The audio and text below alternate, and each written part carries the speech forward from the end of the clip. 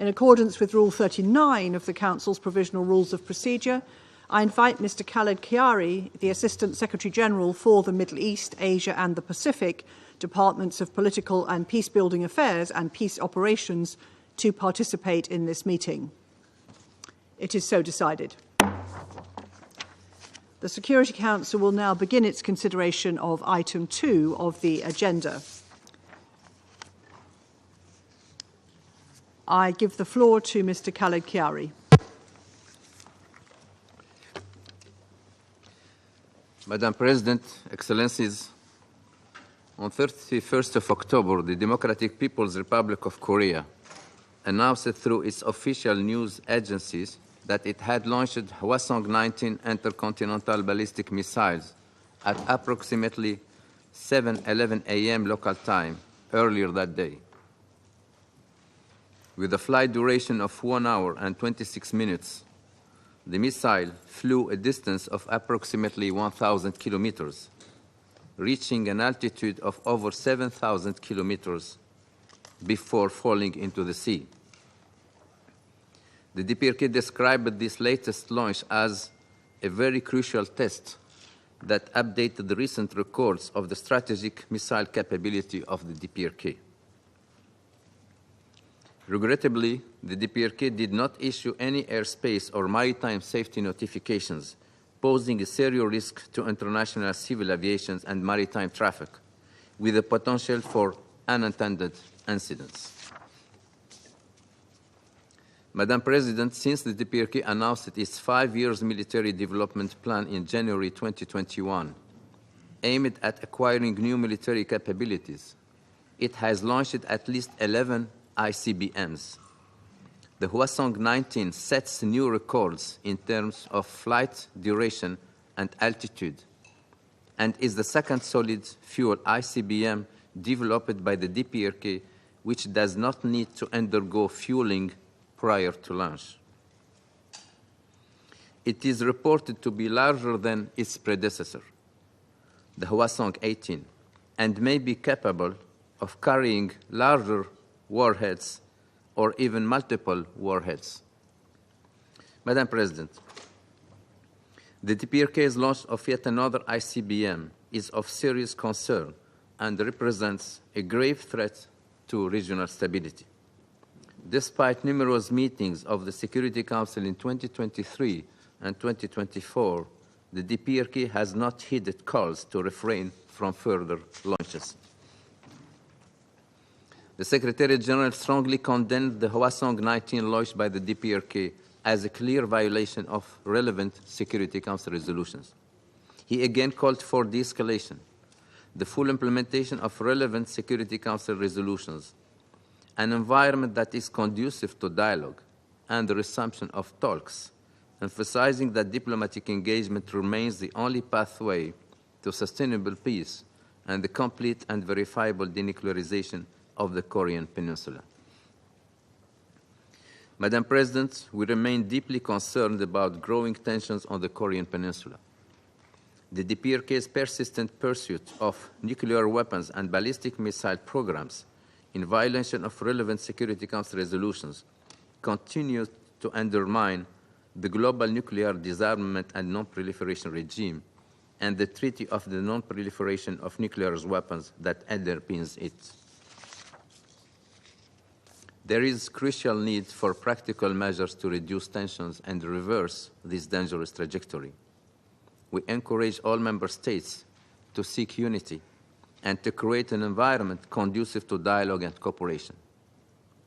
At this challenging juncture for securing global peace and security, it is imperative to prioritize de-escalation and work toward a stable and secure Korean Peninsula. Madam President, the United Nations and its partners stand ready to assist the DPRK in addressing the basic needs of its populations. We call on the DPRK authorities to facilitate the full return of United Nations resident coordinator and the UN country team. A collective return of the international community would enhance international support for the people of the DPRK and facilitate progress toward the implementation of the 2030 Agenda. Thank you, Madam President. I thank Mr. Chiari for his briefing, and I now give the floor to those council members who wish to make statements. I give the floor to the representative of the United States. Thank you, Madam President. And may I just say, before beginning, I want to congratulate you on assuming the presidency, and please know that my delegation looks forward to working with you closely as you carry out your duties. I want to thank you, Assistant Secretary General Chiari, for your briefing. The United States condemns in the strongest possible terms the DPRK's October 30 launch of an intercontinental ballistic missile in direct violation of multiple UN Security Council resolutions. The DPRK continues to advance its unlawful ballistic missile program and has now launched well over 100 ballistic missiles since the beginning of 2022. Each of these tests is a flagrant violation of UN Security Council resolutions. Each test informs the DPRK of its capability gaps and allows Pyongyang to further advance its weapons programs. These are unacceptable attempts to undermine global peace and security and make us all less safe. This Council has a responsibility to hold the DPRK accountable. Yet we are here again today because two members of this Council, China and Russia, have repeatedly shielded the DPRK, contributing to the normalization of these tests and emboldening the DPRK to further violate this Council's sanctions and resolutions. Despite being permanent members of this Council, Russia and China have shamelessly protected Pyongyang from any reprisal or even condemnation of its actions. In March, Russia handed Kim Jong-un the gift of terminating the 1718 Committee panel of experts as the DPRK supplies ballistic missiles and other weapons to Russia for its brutal war against Ukraine. China, with its abstention on the panel's mandate renewal, clearly showed the world where it stands on curbing DPRK proliferation. Shielded from closer scrutiny of its sanctions-violating activities by Moscow and Beijing, Pyongyang, unsurprisingly, has been emboldened to continue advancing its unlawful ballistic missile, nuclear, and WMD programs. But Russia's willingness to openly violate this Council's sanctions resolutions and to jeopardize international peace and security knows no bounds, as Russia is unlawfully training DPRK soldiers in its territory. The DPRK has sent some 10,000 soldiers to Russia.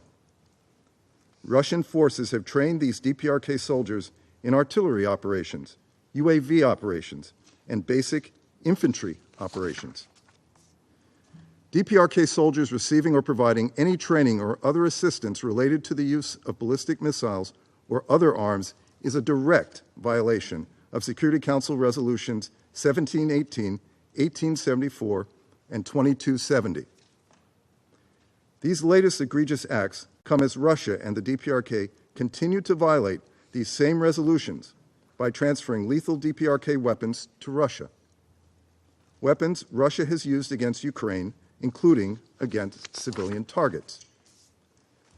We have not yet seen DPRK soldiers deploy into combat against Ukraine's forces, but we expect them to do so in the coming days. The nature of the training Russia is providing to these forces, to include trench clearing, indicates Russia intends to use these forces in frontline operations. If these troops engage in combat or combat support operations against Ukraine, they would render themselves legitimate military targets. And let's be clear, if DPRK soldiers do enter into combat, this would demonstrate Russia's growing desperation in its war against Ukraine. It would also demonstrate an unprecedented level of direct military cooperation between Russia and the DPRK, with security implications in Europe as well as in the Indo-Pacific. All members of this Council used to consistently condemn the DPRK's serious and intensifying threat to international peace and security. All members of this Council used to be fully committed to upholding the Security Council resolutions that seek to safeguard international peace and security. But China and Russia now block the Security Council from speaking against the DPRK's behavior. These recent developments threaten us all. Colleagues, all member states have an obligation to faithfully implement the legally binding measures under Security Council resolutions.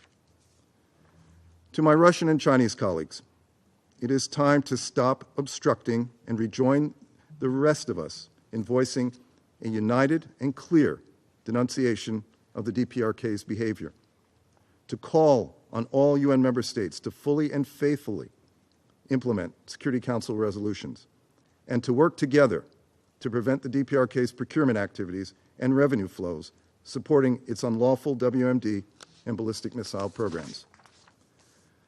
Colleagues, in response to recent developments, the United States introduced a press statement which sought to condemn DPRK's intercontinental ballistic missile in direct violation of this Council's resolutions. It is unfortunate that Russia and China could not join us in voicing a united denunciation and to uphold the Council's legally binding measures that seek to safeguard international peace and security. Thank you, Madam President. I thank the representative of the United States for their statement, and I now give the floor to the representative of France. Madame la Présidente, Madam je President, remercie Monsieur Chiari I pour thank son Mr. Chiari exposé. for his briefing. Le 30 octobre dernier, 30th of la October, Corée du Nord a North procédé Korea au lancement d'un proceeded missile with the balistique de launch portée of an intercontinentale. intercontinental range ballistic Celui-ci missile.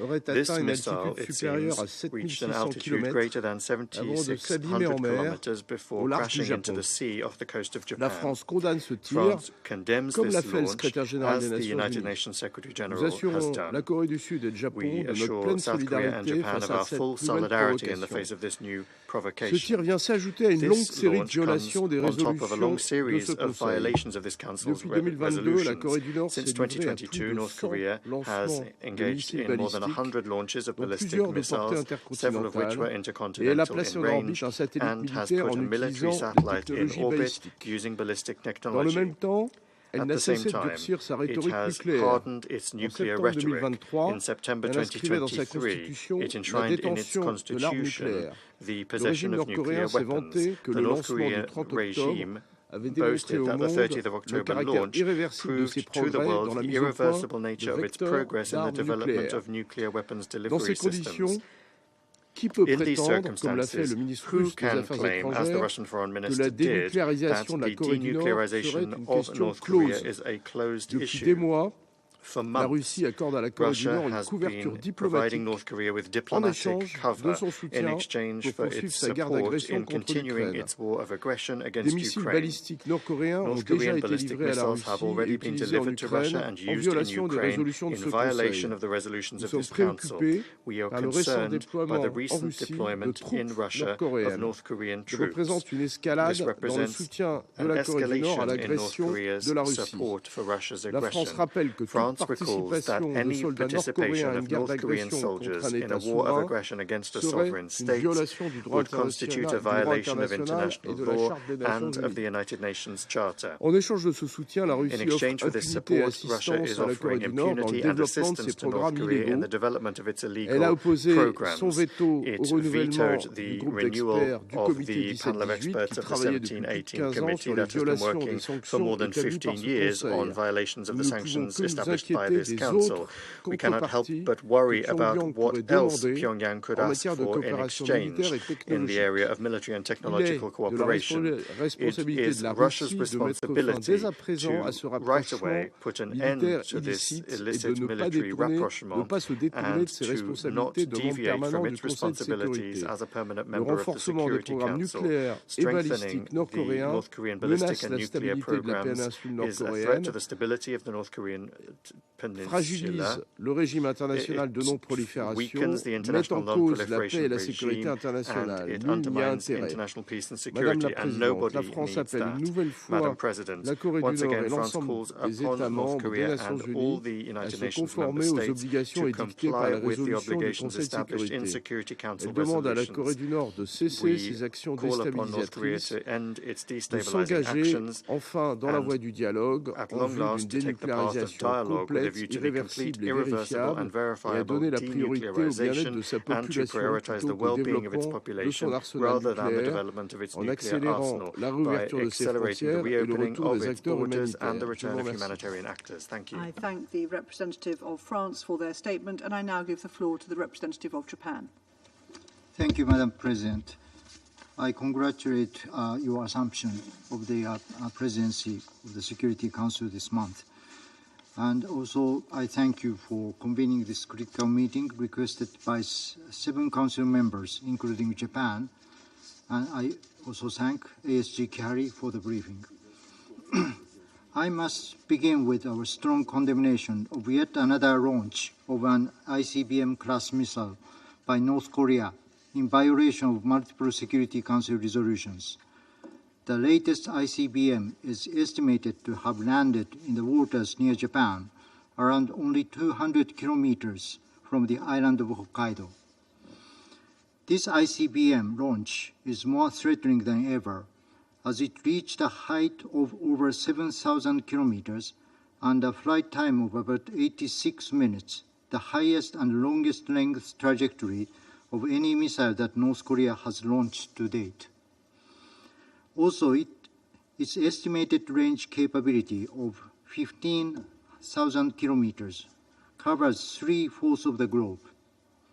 This launch has deteriorated the not only regional but the entire global security situation even further, and has brought the gravest threat yet from North Korea to all citizens of the region and beyond. I reiterate the launches of ballistic missiles by North Korea are undermining the international peace and security that the UN Charter has given this Council the primary responsibility to maintain. I urge all Council members to reaffirm our commitment to the Charter, the supreme instrument of the world peace, and to express a united and strong response to this unprovoked incident. Madam President, let me take this opportunity to stress the fact that North Korea continues to develop its unlawful nuclear and ballistic missile programs, unabatedly violating Security Council resolutions. Half a year has passed since the UNSC's 1780 Committee panel of experts was forced to terminate its mandate due to the regrettable veto by Russia. Since then, its military cooperation with North Korea has stepped up, including a recent development of North Korea's troops being dispatched to Russia. We cannot just be silent as we see continued violations and evasions of the Security Council resolutions across a variety of arenas. Thus, Japan, together with like-minded countries, decided to launch a new mechanism, the Multilateral Sanctions Monitoring Team, with a view to filling the significant void that POE has left behind and to assisting the full implementation of relevant Council resolutions.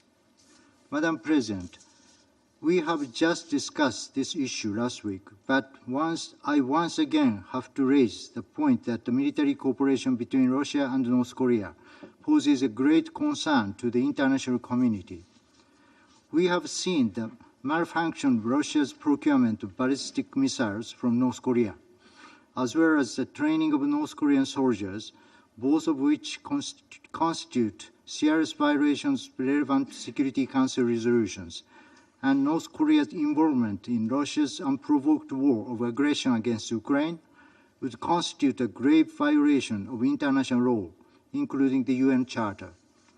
We carefully listened to the Russia and North Korea's delegations last week at the Security Council meeting on maintaining peace and security in Ukraine, where they said their cooperation can be justified as a right of sovereign states, but this recent unlawful military cooperation will never be justified in any case, at any time, anywhere in the world.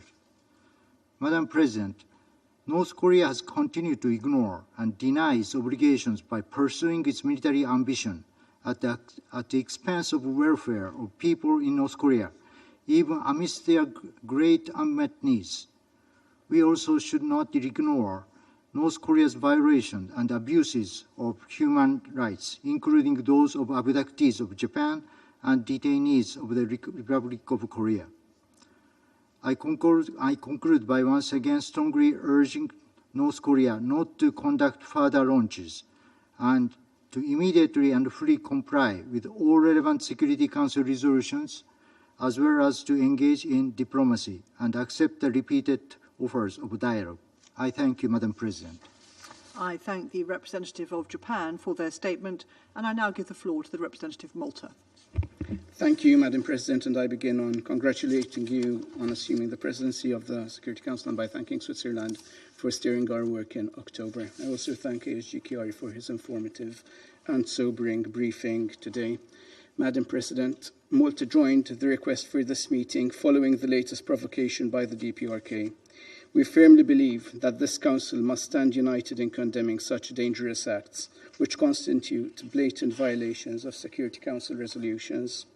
Last week, the DPRK tested a solid-fuel intercontinental ballistic missile. It reportedly flew for 86 minutes, the longest ever recorded by the DPRK. It also seems to have reached an altitude of over 7,000 kilometers. This means that if launched at a wider angle, such a missile could reach any place on Earth. This is a deeply worrisome advancement in the DPRK's unlawful ballistic missile program, and it cannot go unanswered. Malta strongly condemns this latest ICBM test by the DPRK. We also condemn the deployment of troops and provision of arms to Russia in support of its war of aggression against Ukraine, in violation of the UN Charter and the fundamental principles of international law. Such actions are also in violation of multiple Security Council resolutions and pose a grave threat to peace and stability in the peninsula and beyond.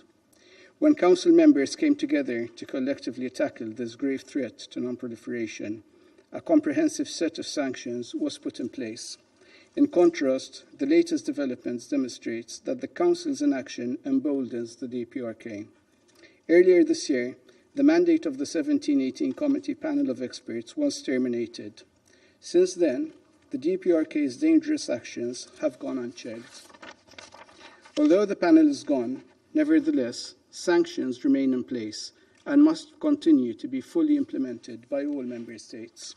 Any transfer of weapons, ammunition, and related technology to and from the DPRK is illegal and must be condemned.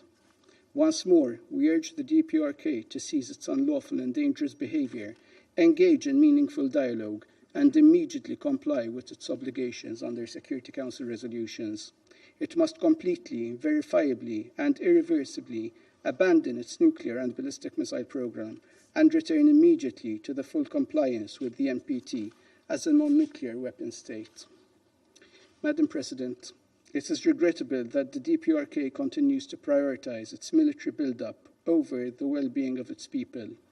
Not only is its unlawful WMD program developed and accelerated through grave human rights violations, but the regime's scarce resources are being diverted from addressing the real needs of the population. Malta remains deeply concerned about the dire humanitarian situation in the country, with over 10 million people in need of assistance. We commend the work of the 1718 Committee, which aims to curb the DPRK's military ambitions while addressing the humanitarian needs of the population by establishing a mechanism for granting humanitarian exemptions. We reiterate our call on the DPRK to allow the UN and other agencies into the country to provide much-needed humanitarian assistance. To conclude, Madam President, we once again reaffirm the need for a comprehensive and lasting peace in the Korean Peninsula. To achieve this, the Council must be united and send an unequivocal message to the DPRK. I thank you, Madam President. I thank the representative of Malta for their statement, and I now give the floor to the representative of the Republic of Korea. Thank you, Madam President. I also thank ASG Mr. Chiari for his briefing. Colleagues, we gather once again in this chamber after we discussed DPRK's dispatch of troops to Russia last week. Then we expressed our serious concern and called on Russia and DPRK to stop illegal military cooperation. However, our repeated calls for restraint were once again ignored by Pyongyang. North Korea launched another ICBM right after our meeting last Wednesday. Its intention could be to distract the world's attention from its troops in Russia, demonstrate themselves as larger than life, or gain diplomatic leverage amid the U.S. presidential election. Regardless of the intention, it was clearly an attempt to advance its missile technology, which makes the launch another flagrant violation of multiple Security Council resolutions. The Republic of Korea condemns it in the strongest possible terms. Madam President, with its new solid fuel ICBM, the so-called Hwasong-19, the DPRK broke the record of its previous ICBM launches in terms of flight time, 86 minutes, and apogee, about 7,700 kilometers. Kim Jong-un himself oversaw the launch at the site and said that, I quote, "The DPRK will never change its policy of strengthening its nuclear forces," unquote. This launch once again raises a fundamental question. How can an impoverished pariah regime continue to develop such diverse ballistic missile programs despite the rigorous sanctions regime, Security Council sanctions regime? The answer is that there must be large loopholes enabling the DPRK's access to the equipment, materials, and technology necessary to advance its WMD programs. Some may point out that the DPRK's nuclear and ballistic missile program is an exemplary case of the Security Council's failure. However, it is indeed a textbook case which demonstrates what the world will face when member states do not fully implement Security Council resolutions. Madam President, upon joining the Security Council last January, we proposed to update the prohibited items lists related to the NSG, Nuclear Suppliers Group, and MTCR, Missile Technology Control Regime, pursuant to Resolution 2087 and 2094, which had been neglected for the past several years.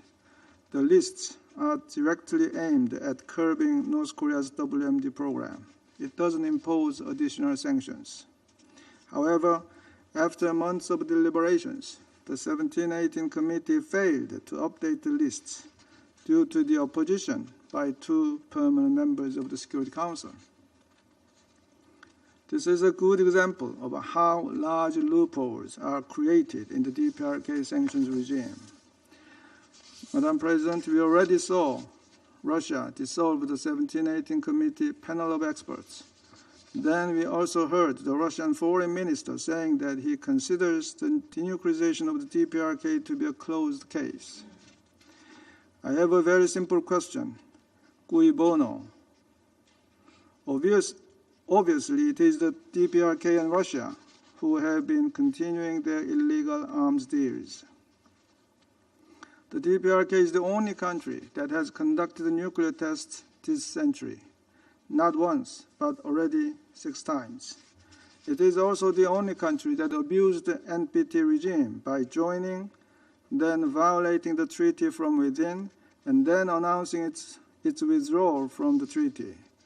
And no other UN member states rejected Security Council resolutions so shamelessly as the DPRK.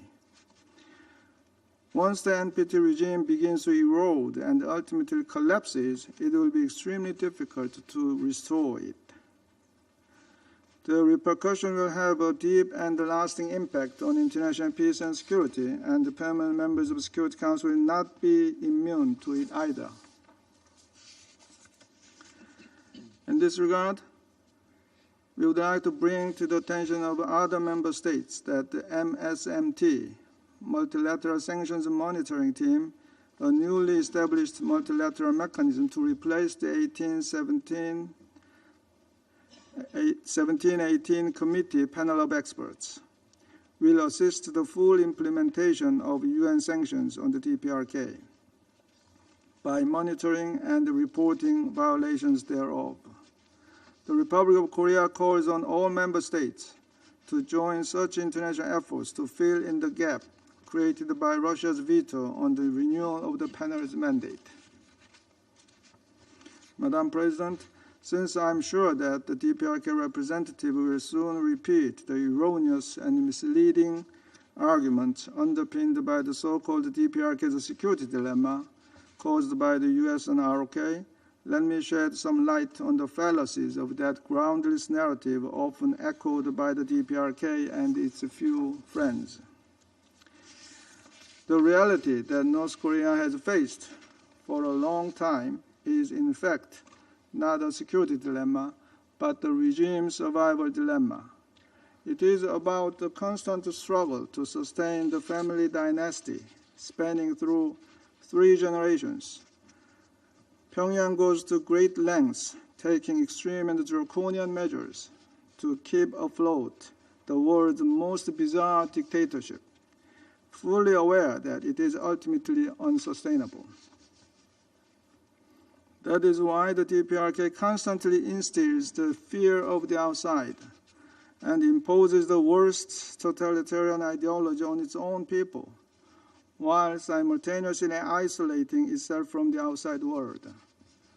To that end, the regime has to fabricate and reinforce anti-US, anti-ROK narratives, and relentlessly develop nuclear weapons to take on the far more advanced opponents. Recently, we see more desperate and dangerous moves by Pyongyang. Earlier this year, the DPRK leader, Kim Jong-un, redefined the ROK. Its fellow nations sharing the same culture, heritage, and language for thousands of years, suddenly as a foreign state overnight. Last month, they completely cut off the existing railways and roads linking the South and North by detonating them. We know why.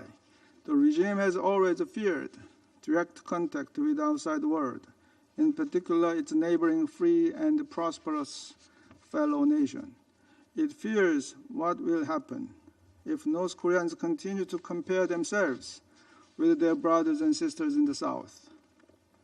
And now, the desperate DPRK is demanding more sacrifices from its own people by dispatching troops to Russia. The North Korean foreign minister even referred to Russia's invasion of Ukraine as a just and holy war during her visit to Moscow last week.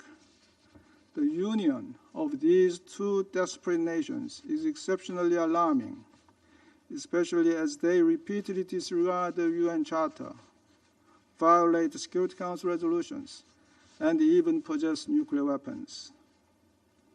The international community, including the Republic of Korea, stands ready to help the DPRK.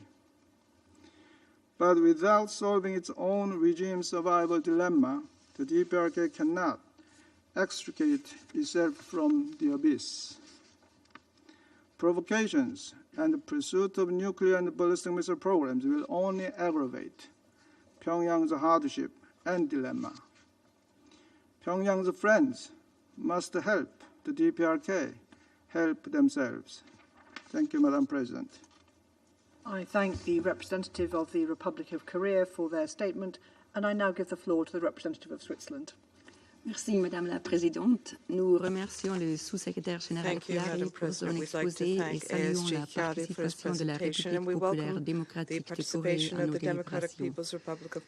La Suisse condamne le lancement d'un missile balistique de portée intercontinentale, apparemment d'un nouveau type qui serait capable de transporter de multiples ogives nucléaires.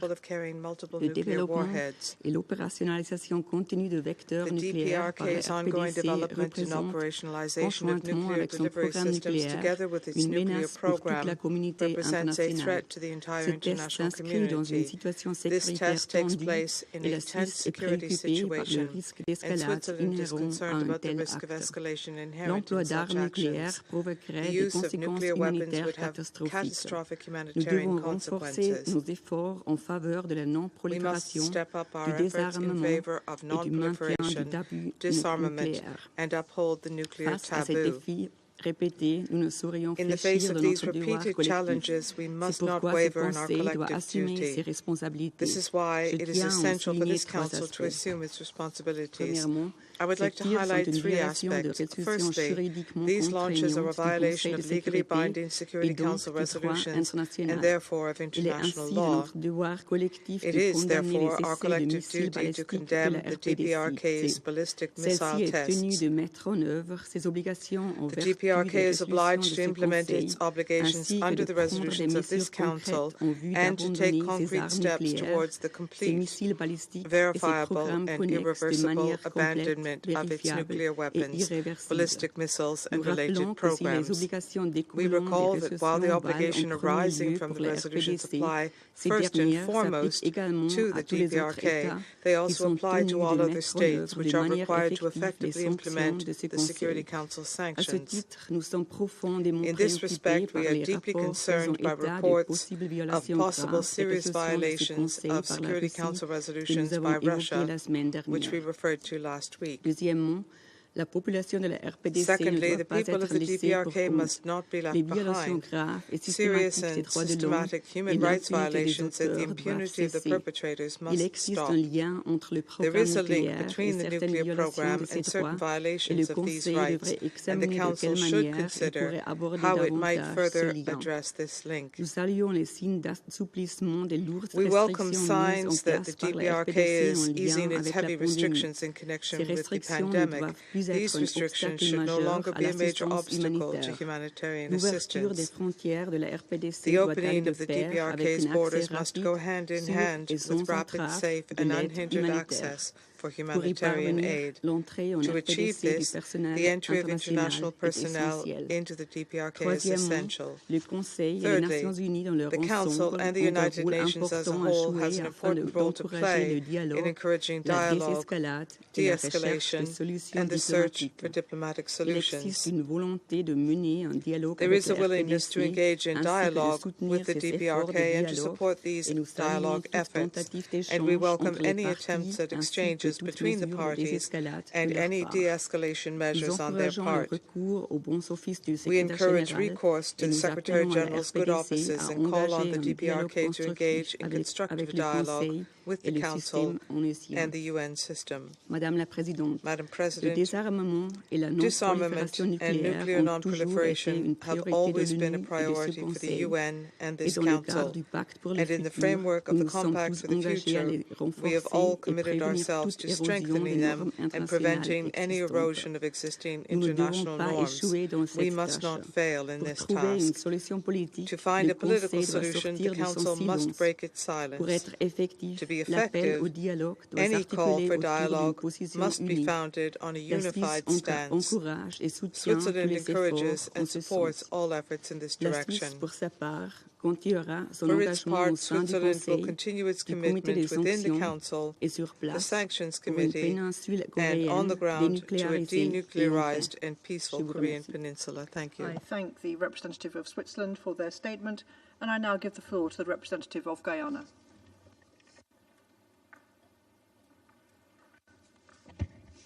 Thank you, Madam President. I thank Assistant Secretary General Khalid Kiari for his briefing and welcome the participation of the representative of the Democratic People's Republic of Korea in this meeting. Guyana condemns the ongoing violations of UN Security Council resolutions. We remain alarmed by the continued launches of ballistic missiles by the DPRK in violation of relevant Security Council resolutions, including the recent launch of an intercontinental ballistic missile on the 30th of October. We note with concern that these launches not only increase the security threat to neighboring countries, but also serve to undermine the global non-proliferation regime. Madam President, we have seen in recent months the catastrophic consequences following escalations of tensions in other regions and underscore the need to avoid a similar situation occurring on the Korean Peninsula and the region at large. In this regard, Guyana once again calls upon the parties to engage in dialogue and diplomacy towards resolving the tensions and ensuring peace on the peninsula. We urge the government of the DPRK to comply fully with all Council resolutions and to abandon its ballistic missile program, along with all other existing weapons of mass destruction in a complete, verifiable, and irreversible manner. Guyana remains firm in its conviction that the only way to prevent the use or threat of use of nuclear weapons is through their total elimination. We reiterate our belief that the denuclearization of the Korean Peninsula is key to achieving this objective and is critical for the furtherance of international peace and security. Allow me to conclude by reaffirming Guyana's firm commitment to the implementation of the Security Council resolutions relating to the DPRK, including through support for the work of the 1718 Sanctions Committee. I thank you. I thank the representative of Guyana for their statement, and I now give the floor to the representative of Mozambique. Thank you, Madam President. I wish to start by thanking the United Kingdom's presidency for convening this briefing and extend our appreciation to the United States, France, Japan, Malta, Republic of Korea, Slovenia, and UK for requesting this session. I also wish to thank Mr. Khaled Kiari, Assistant Secretary General for Middle East, Asia, and the Pacific for his comprehensive briefing on the topic under consideration. We acknowledge the presence of the representative of the Democratic People's Republic of Korea at this meeting. Madam President, the complex dynamics of the situation on the Korean Peninsula necessitates careful and measured actions. We must emphasize that any unilateral measures and inflammatory rhetoric will only serve to escalate tensions. The latest developments and reports indicate that the Democratic People's Republic of Korea has conducted a test launch of an advanced new intercontinental ballistic missile, achieving unprecedented altitude and flight duration compared to previous launches. Subsequently, the United States, South Korea, and Japan have conducted trilateral military exercise to demonstrate their preparedness and determination to address North Korea's advancing missiles programs. These concerning developments have prompted increased scrutiny and condemnation from the international community, further escalating regional tensions. This situation highlights the urgent need for enhanced international cooperation and renewed commitment to diplomatic solutions. In this context, Mozambique urgently calls for and encourages genuine dialogue and mutual understanding among the parties to reduce tensions and build trust, essential for achieving lasting stability in the Korean Peninsula and the broader region.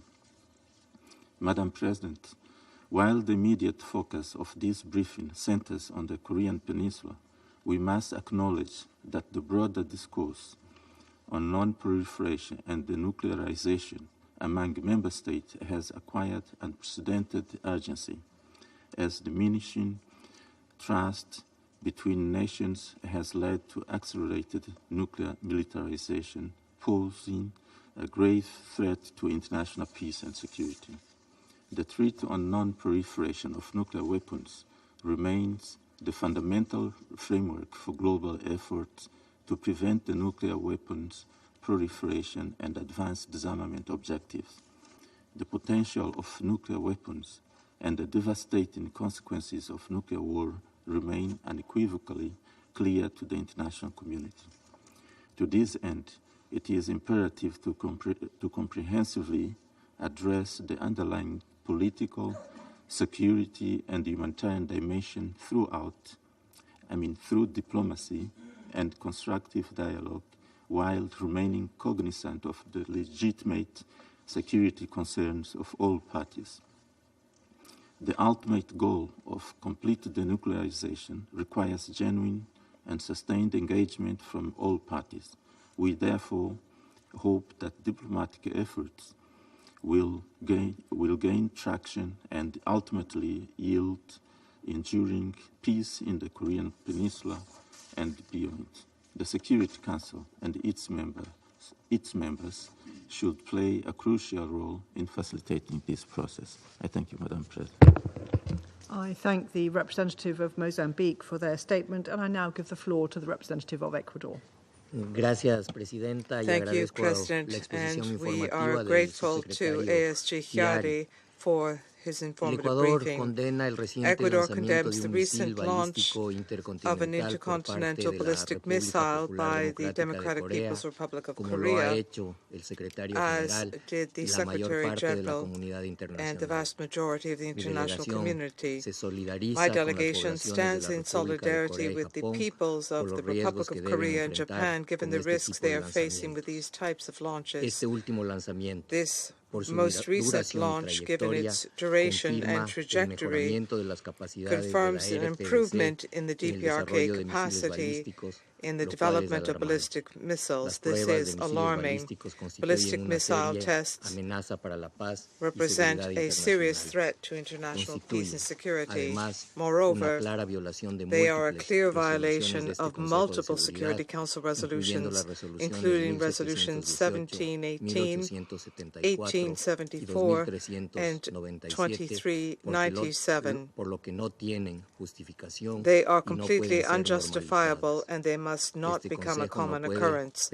This Council cannot remain indifferent in the face of these provocative acts which threaten regional and international stability. Ecuador has seen how this issue has been dealt with over the past 2 years, and we note a lack of consistency and a lack of unified voice within this Council in what must be a rejection of non-compliance with its resolutions. I therefore respectfully urge those members with greater influence on the DPRK to restore commitment by all parties to avoid exacerbating tensions. Ecuador reaffirms its commitment to the principles of the UN Charter, particularly disarmament and the global nuclear non-proliferation architecture. Complete, verifiable, and irreversible denuclearization of the Korean Peninsula today is more urgent than ever. For that reason, I would conclude by reiterating Ecuador's appeal to the DPRK to abandon its nuclear and ballistic missile programs and to resume the path of cooperation and dialogue in good faith and diplomacy. Thank you, President. I thank the representative of Ecuador for their statement, and I now give the floor to the representative of Sierra Leone. Thank you, Madam President. Let me also thank Mr. Khaled Kiari, Assistant Secretary General for the Middle East, Asia and the Pacific, for his concise briefing. We welcome the participation of the representative of the Democratic People's Republic of Korea in this meeting. Sierra Leone is concerned about the Democratic People's Republic of Korea's recent launch of an ICBM, the Hwasong-19, with a capability and range that poses serious regional and global security threats. The fact that the missile went higher in altitude and flew longer for a total of 86 minutes, more than any previous attempt, is also deeply concerning. Additionally, statements by the DPRK state officials are especially troubling, including by the head of state, referring to the weapon as its final and ultimate ICBM, quote-unquote, and that, quote-unquote, the DPRK will never change its line of bolstering up its nuclear forces. The current situation in the Korean Peninsula remains highly volatile, with potential for further escalation. The DPRK's long-range missile and nuclear programs continue to pose serious challenges to peace and security in the region. We continue to urge the DPRK to refrain from further escalatory measures and to engage in constructive dialogue aimed at de-escalation. The international community should remain committed to upholding peace and security in the region. we call upon all parties involved to prioritize diplomatic efforts and to work collaboratively towards a lasting resolution that addresses the underlying tensions. We also call on states with influence to engage DPRK authorities on working towards solutions for lasting peace in the Korean Peninsula. Sierra Leone is of the firm view that a strong and unified Council response to the latest missile launch will reinforce our commitment to denuclearization and a peaceful resolution of conflicts, particularly in the Korean Peninsula. We stand ready to support all diplomatic initiatives and encourage the DPRK to engage bilaterally and multilaterally to unequivocally commit to transparent, complete, verifiable, irreversible, and non-discriminatory nuclear disarmament. The DPRK's blatant disregard and open violation of Security Council resolutions and the UN Charter undermines the authority of the organizations and remains a significant challenge for the international community. While efforts over the years have not succeeded in convincing authorities to comply with the global safeguards and de facto international norm against nuclear testing, a strong independent verification mechanism is still necessary to ensure that the DPRK meets its international obligations. In this regard, we wish to recall the importance of the work and report of the panel of experts and the regrettable non-renewal of the panel's mandate. We take note of the creation of the multilateral sanctions monitoring team for implementation of the UN Security Council resolutions regarding the DPRK, with the stated goal to assist with the full implementation of UN sanctions on the DPRK by publishing information based on rigorous inquiry into sanctions violations and evasion attempts. Additionally, we reiterate our call for the Comprehensive Nuclear Test Ban Treaty's entry into force, noting its valuable contribution to halting further modernization and increase in vertical and horizontal proliferation of nuclear weapons, thereby advancing the goal of nuclear disarmament. We conclude, Madam President, by echoing our previous call for the need for a holistic and comprehensive assessment of the nuclear programs of the DPRK, drawing upon the global effort for non-proliferation to promote international peace and security. As Sierra Leone reaffirms its unwavering commitment to the principles of disarmament, non-proliferation, and international peace and security, we reiterate our support for diplomatic efforts towards complete, verifiable, and irreversible denuclearization of the DPRK and the Korean Peninsula. I thank you. I thank the representative of Sierra Leone for their statement, and I now give the floor to the representative of Slovenia. Thank you, Madam President. I also wish to thank Under-Secretary General Chiari for his briefing.